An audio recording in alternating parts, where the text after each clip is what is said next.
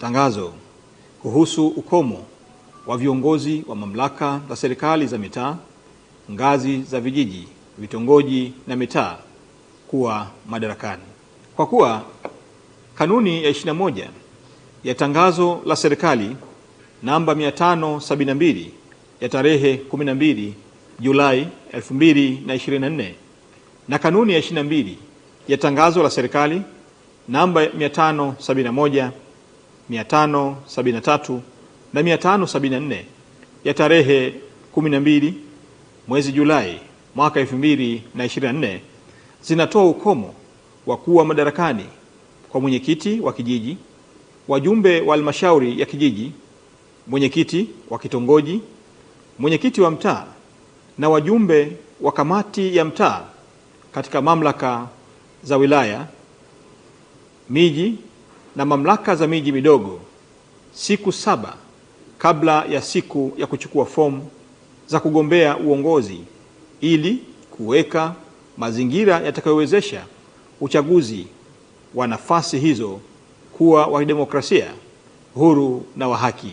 Hivyo basi, kwa kuzingatia matakwa ya sheria ya serikali za mitaa sura namba 287 na sura namba 288 na kanuni za uchaguzi wa serikali za mitaa ya mwaka 2024, na kwa kuzingatia marekebisho yaliyofanyika katika ratiba ya matukio ya uchaguzi wa serikali za mitaa na kutangazwa tarehe 15 mwezi Oktoba 2024, ambayo yameainisha kuwa fomu za kugombea nafasi za uongozi zitaanza kutolewa tarehe 26 mwezi wa 10 mwaka 2024 hadi tarehe 1 mwezi wa 11 mwaka 2024.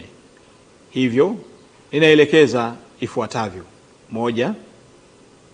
Madaraka ya wenyeviti wa vijiji, wajumbe wa halmashauri za vijiji na wenyeviti wa vitongoji katika mamlaka za wilaya, miji na mamlaka za miji midogo yatakoma kuanzia tarehe 19 mwezi wa 10 mwaka 2024. Nafasi za viongozi hawa zitajazwa kufuatia uchaguzi utakaofanyika tarehe 27 mwezi wa 11 mwaka 2024. 2.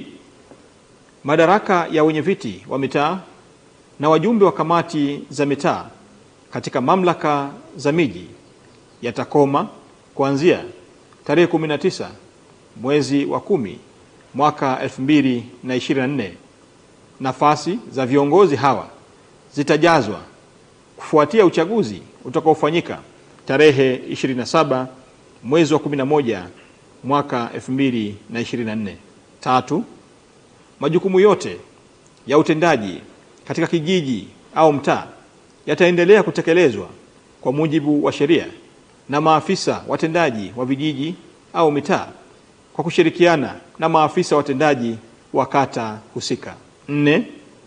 Watendaji wa vijiji au mtaa hawataruhusiwa kutekeleza jukumu lolote la kisheria ambalo linapaswa kuamriwa na halmashauri ya kijiji au kamati ya mtaa. Endapo kutakuwa na jambo ambalo haliwezi kusubiri mpaka serikali ya kijiji au kamati ya mtaa kuundwa, afisa mtendaji wa kijiji au mtaa husika ataliwasilisha jambo hilo kwa afisa mtendaji wa kata, ambaye atalazimika kuliwasilisha kwa mkurugenzi wa halmashauri husika ili kupata idhini ya kutekeleza jambo hilo. Mwisho, nitoe rai kwa wenyeviti wa vijiji, wenyeviti wa vitongoji pamoja na wenyeviti wa mitaa kuhakikisha kuwa ofisi pamoja na nyaraka mbalimbali muhimu zinakabidhiwa kwa watendaji wa vijiji pamoja na watendaji wa mitaa ifikapo tarehe 19 mwezi wa 10 mwaka 2024.